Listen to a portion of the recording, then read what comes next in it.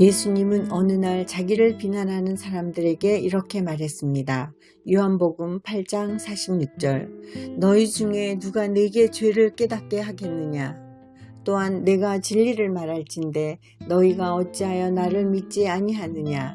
그들은 즉시 입을 다물었습니다. 아무도 예수님의 삶에서 단 한 가지 죄도 지적할 수 없었습니다. 성경은 아래와 같이 선언합니다. 히브리서 4장 14절에서 15절. 그런즉 우리에게 위대하신 대제사장 곧 하늘들로 들어가신 하느님의 아들 예수님이 계신 줄 알므로 우리가 우리의 신앙 고백을 굳게 붙들자. 우리에게 계신 대제사장은 우리의 연약함의 감정을 몸소 느끼지 못하시는 분이 아니요 모든 점에서 우리와 똑같이 시험을 받으셨으되 죄는 없으신 분이시니라. 이참으로 너희가 심지어 그 일을 위해 부르심을 받았나니 그리스도께서도 우리를 위해 고난을 당하심으로 우리에게 본을 남기사 너희가 자신의 발자취를 따라오게 하셨느니라. 그분께서는 죄를 짓지 아니하시고 입에 교활함도 없으시며 심지어 사악한 가룟 유다 역시 예수님의 피가 순수하며 죄가 없음을 잘 알고 있었습니다. 그의 말을 들어봅시다. 마태복음 27장 4절. 그가 이르되 내가 무죄한 피를 배반하여 넘김으로 죄를 지었노라 하니 그들이 이르되 그것이 우리와 무슨 상관이 있느냐? 내가 그것과 상관하라 하거늘. 아담으로부터 오늘날에 이르기까지 모든 사람은 아담의 죄성을 갖고 태어납니다. 그들은 아담의 피를 갖고 있습니다. 그러므로 그들은 사망의 저주를 받게 되었습니다. 그러나 예수 그리스도는 죄가 없으셨으므로 다른 사람들의 죄를 스스로 지고 그들을 대신하여 죽기까지는 결코 죽을 수 없었습니다. 첫 아담의 죄가 전 인류의 피를 더럽힌 것 같이 마지막 아담의 깨끗하고 죄 없는 피는 세상의 죄를 위해 속죄합니다. 고린도전서 15장 22절. 아담 안에서 모든 사람이 죽은 것 같이 그리스도 안에서 모든 사람이 살게 되리라. 비록 이브가 아담보다 먼저 죄를 범했다 할지라도 그녀의 죄는 우리에게 영향을 주지 않습니다. 모든 인류에게 사망을 가져온 것은 우리 모두의 조상인 아담이었습니다. 왜냐하면 우리는 다 아담으로부터 피를 받았기 때문입니다. 오직 예수님만이 여자의 씨라고 불립니다. 왜냐하면 그분만이 하나님을 아버지로 해서 여자에게서 만들어졌기 때문입니다. 그래서 그분의 피에는 아담의 죄가 없었습니다. 하나님의 피 계획 속에는 죄에 대한 단 한 가지 구제책이 있었는데 그것은 곧 죄 없는 피였습니다. 그리고 죄 없는 피를 공급할 수 있었던 유일한 존재는 처녀에게서 태어난 죄가 없는 하나님의 아들뿐입니다. 할렐루야! 우리는 예수님의 피로 깨끗하게 될 수 있습니다. 왜냐하면 그 피가 죄 없는 피이기 때문입니다. 둘째로 우리는 예수님의 피로 깨끗하게 될 수 있습니다. 왜냐하면 그것이 능력 있는 피이기 때문입니다. 능력 있는 피. 예수 그리스도의 피는 완전하고 흠없고 죄 없는 피이기 때문에 우리의 죄를 깨끗하게 하는 능력을 갖습니다. 더러운 것으로 더러운 것을 깨끗하게 하는 일이 불가능하다는 것을 우리는 잘 알고 있습니다. 옷을 더러운 물로 세탁하면 그 옷은 여전히 더러울 것입니다. 더러운 의복은 스스로 깨끗하게 할 수 없습니다. 병에 걸린 폐는 스스로 자신을 치료할 수 없습니다. 더러운 피는 스스로 깨끗하게 할 수 없습니다. 오직 깨끗하고 죄 없는 것만이 깨끗하게 할 수 있습니다. 예수님의 피는 깨끗하고 순수하기 때문에 죄를 깨끗이 씻을 수 있는 능력을 가집니다. 우리는 어떻게 물건을 깨끗하게 합니까? 우리는 물건을 씻어서 깨끗하게 합니다. 그리스도께서도 바로 이런 방법으로 우리의 죄를 처리하십니다. 그분은 죄를 씻어버리십니다. 그리고 그분은 자신의 깨끗하고 흠없고 죄 없는 피를 세제로 사용하십니다. 오직 예수님의 십자가의 피만이 그 일을 할 수 있습니다. 반모섬에서의 요한의 창가를 다시 살펴봅시다. 요한계시록 1장 5절에서 6절. 또 신실한 증인이시요 죽은 자들 중에서 처음 나신 분이시며 땅의 왕들의 통치자이신 예수 그리스도로부터 은혜와 평강이 너희에게 있기를 원하노라. 우리를 사랑하사 자신의 피로 우리의 죄들에서 우리를 씻으시고 하나님 곧 자신의 아버지를 위해 우리를 왕과 제사장으로 삼으신 분께 즉 그분께 영광과 통치가 영원 무궁토록 있기를 원하노라. 아멘. 어린 양의 피는 죄의 바이러스에 의해 더럽혀지지 않은 채 그분의 혈관을 흐르고 있었고 그 안에는 추워도 더러움의 여지가 없었습니다. 그러므로 그분의 피는 우리의 죄를 깨끗하게 하는 무한한 능력을 갖습니다. 구속에 관한 하나님의 모든 계획은 주 예수 그리스도의 피의 능력에 달려 있습니다. 우리는 이 책 전체에서 피 흘림이 없은즉 죄들의 사면이 없다는 진리를 되풀이하여 보아왔습니다. 그러나 예수님께서 자신의 피를 흘리셨다 해도 그 안에 권능이 없었다면 그 일은 쓸모없는 일이었을 것입니다. 구약시대 짐승의 피의 희생은 죄를 깨끗하게 하는 능력을 지니지 않았습니다. 그것은 하나님의 어린 양이 자신의 피를 흘리고 그분의 피가 죄를 영원히 씻어버리는 날까지 죄를 덮고 있었을 뿐입니다. 디안 박사는 피의 화학적 성질이란 훌륭한 책에서 피의 생리학에 관한 항목을 썼습니다. 디안 박사는 의학 박사였으므로 자신이 이야기하고 있는 것에 관해 잘 알고 있었습니다. 그는 어떻게 사람의 몸의 근육, 신경, 지방, 분비선, 뼈, 연결조직 등과 같은 매우 다른 조직이 존재하는지 설명했습니다. 이러한 모든 조직은 한 가지의 공통점을 가집니다. 그것들은 고정된 세포들이며 특정하고 한정된 기능을 합니다. 이러한 고정된 조직들과는 달리 피는 유동체입니다. 그것은 이동합니다. 피는 몸의 한 부분에 제한되어 있지 않고 자유로이 이동하며 고정된 세포들에게 영양분을 공급하며 세포 활동의 분비물을 가져갑니다. 우리는 이러한 정화 과정을 신진대사라 합니다. 정상적인 사람의 신체에는 약 6리터의 피가 있습니다. 심장에 의해 공급된 피는 약 23초에 한 번씩 모든 기관을 순환하며 이로써 몸 안의 모든 세포는 양분을 공급받아 끊임없이 생명을 유지할 수 있고 또 이것을 통해 정화됩니다. 피가 정화작용을 하는 요소임은 확실합니다. 만일 한순간이라도 순환하는 피가 신체의 어떤 세포에 도달하기를 멈춘다면 그 세포는 빠르게 더럽혀져서 죽게 됩니다. 우리 창조주께서는 성경에서 그 사실을 우리에게 정확하게 말씀하셨습니다. 레위기 17장 11절. 이는 육체의 생명이 피에 있기 때문이니라. 내가 피를 너희에게 주어 제단 위에 뿌려 너의 혼을 위해 속죄하게 하였나니 피가 혼을 위해 속죄하느니라. 피는 몸 안에서 어디든지 이동할 수 있는 유일한 조직입니다. 다른 조직들은 다 한 곳에 머물러 있습니다. 피 말고도 움직이는 액체로는 침, 위액, 눈물, 담즙, 땀, 그리고 소변 등이 있습니다. 그러나 이것들은 분비물이지 조직이 아닙니다. 이것들은 몸의 일부분이 아닙니다. 다만 몸에서 생성되는 물질입니다. 피만이 이동성을 가진 조직으로서 몸의 모든 세포에 도달하여 심장, 내장, 피부 그리고 폐를 통해 배출되는 노폐물을 깨끗하게 청소합니다. 6리터의 피를 지닌 사람의 신체는 전적으로 이 유동체의 순환에 의거하여 생명을 유지합니다. 피는 고체와 액체 성분으로 구성되어 있습니다. 액체 성분은 혈장이라 하는데 이것은 피가 정맥과 동맥을 통해 몸의 모든 부분에 전달되도록 하며 다양한 세포질 성분으로 구성된 무색의 용액입니다. 피의 고체 성분은 주로 세 가지 세포 즉 혈소판, 적혈구 그리고 백혈구로 구성되어 있습니다. 혈소판의 기능은 여전히 명확하지 않습니다. 적혈구는 붉은 세포입니다.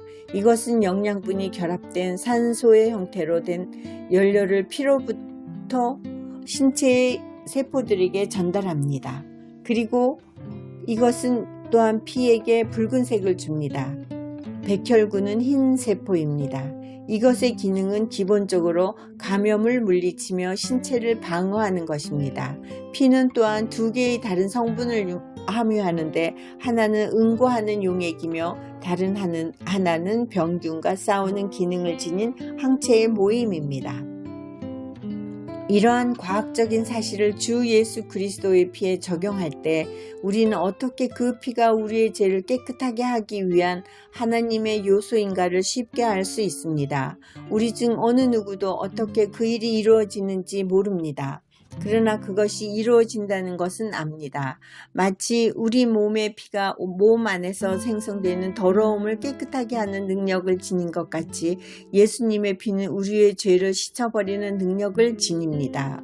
요한계시록 1장 5절 또 신실한 증인이시요 죽은 자들 중에서 처음 나신 분이시며 땅의 왕들의 통치자이신 예수 그리스도로부터 은혜와 평강이 너희에게 있기를 원하노라. 우리를 사랑하사 자신의 피로 우리의 죄들에서 우리를 씻으시고. 피는 무슨 색깔입니까? 물론 여러분은 붉은색이라고 대답할 것입니다. 그렇습니다. 그러면 죄는 무슨 색깔입니까? 유의하십시오. 대부분의 그리스도인들은 죄가 검은색이다 라고 대답할 것입니다. 이들은 어디서 그런 생각을 얻었을까요? 그것은 성경에서 나온 것이 아닙니다. 그런 생각은 주로 죄를 표현하기 위해 검은 종이를 사용하는 주일학교의 시청각 학습에서 나왔습니다.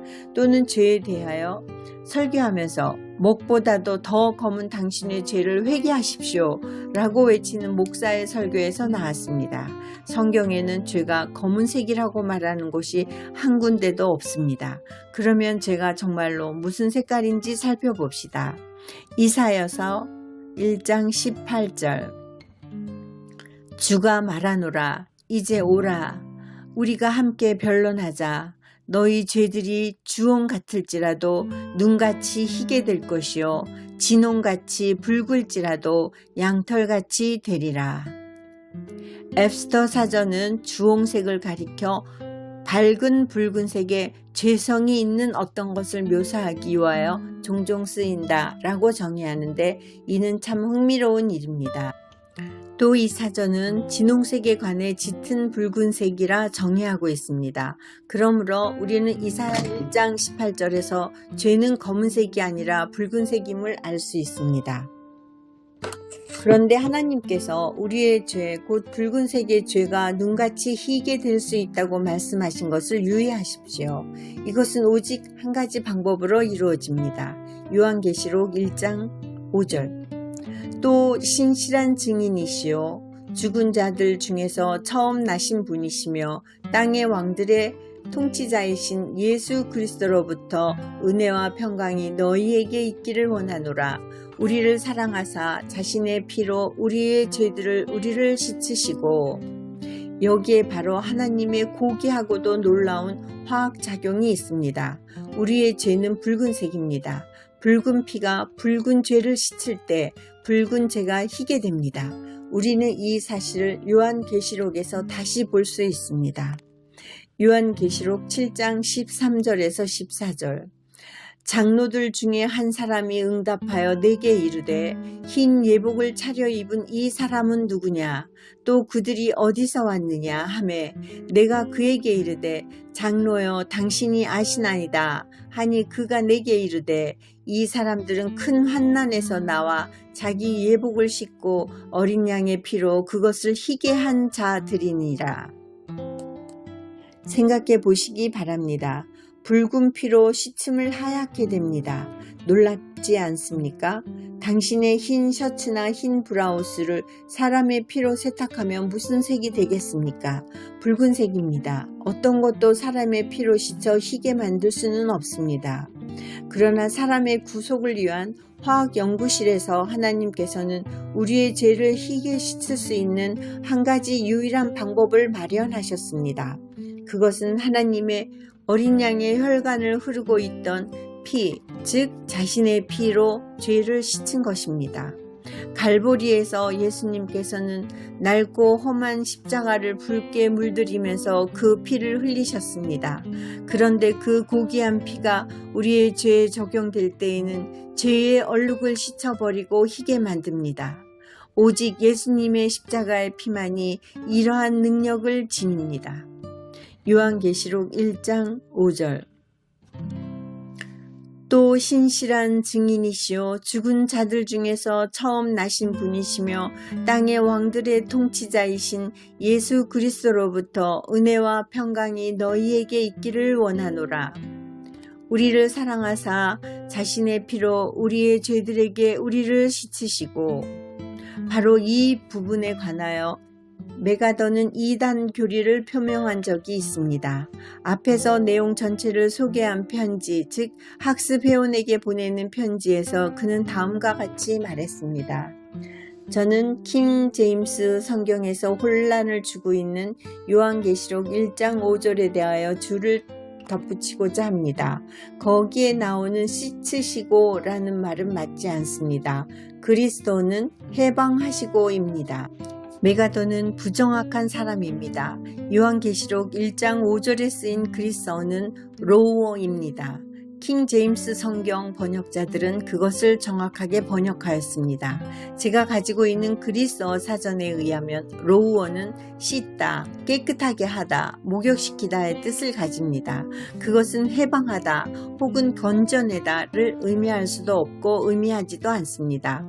독자께서는 요한복음 13장 10절, 사도행전 9장 37절, 사도행전 16장 33절, 히브리서 10장 22절, 베드로후서 2장 22절을 검토해 보시기 바랍니다.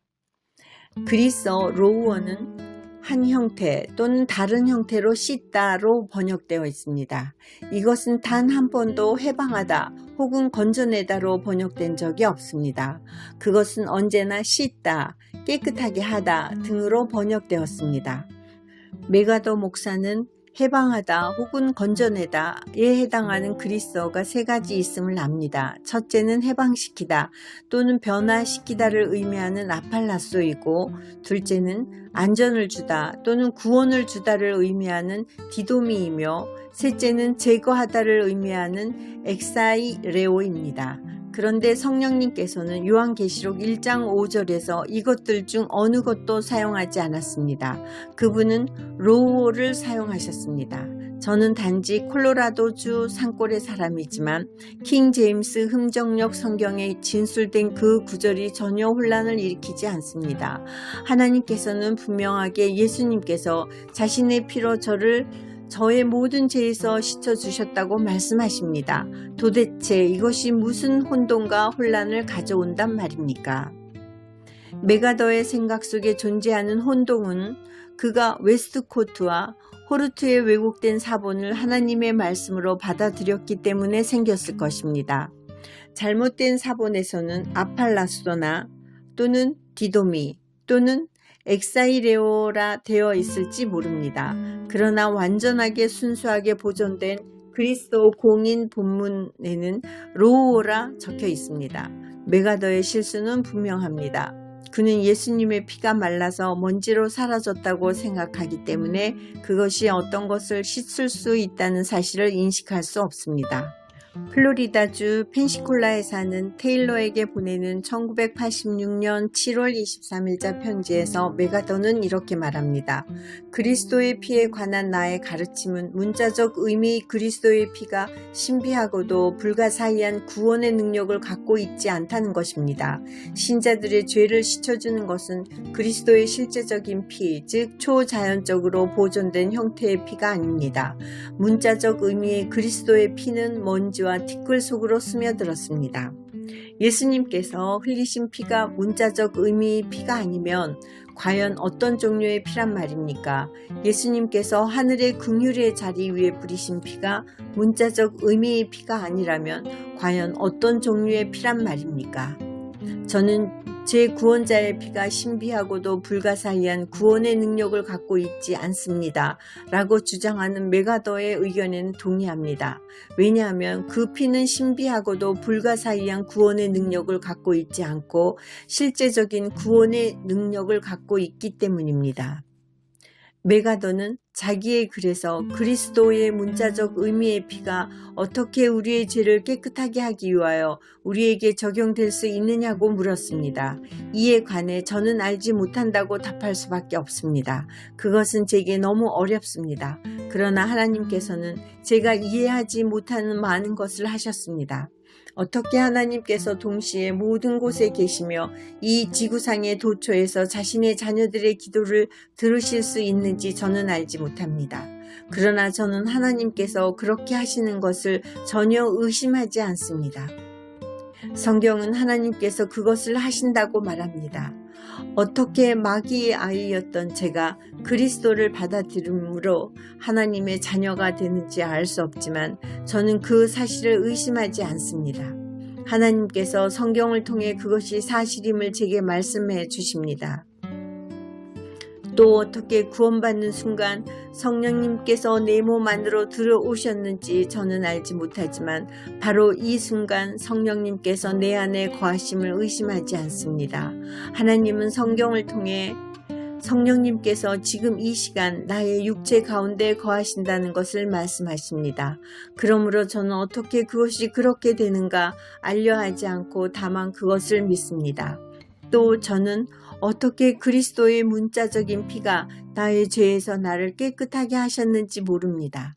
그러나 하나님은 성경에서 그것이 사실임을 내게 말씀하셨습니다. 요한계시록 1장 5절. 또 신실한 증인이시요 죽은 자들 중에서 처음 나신 분이시며 땅의 왕들의 통치자이신 예수 그리스도의 은혜와 평강이 너희에게 있기를 원하노라. 우리를 사랑하사 자신의 피로 우리의 죄들에서 우리를 씻으시고 그리스도의 피가 바로 이 순간 존재하지 않는다면 그리스도께서 자신의 피로 우리를 씻어서 우리 죄에서 우리를 깨끗하게 할 수 없었을 것입니다. 만일 그 피가 먼지와 티끌로 변해 다 말라버렸다면 그리스도께서 자신의 피로 우리를 씻어서 우리 죄에서 우리를 깨끗하게 할 수 없었을 것입니다. 하나님은 분명하게 그분께서 자신의 피로 우리를 씻어서 우리 죄에서 우리를 깨끗하게 하셨다고 말씀하십니다.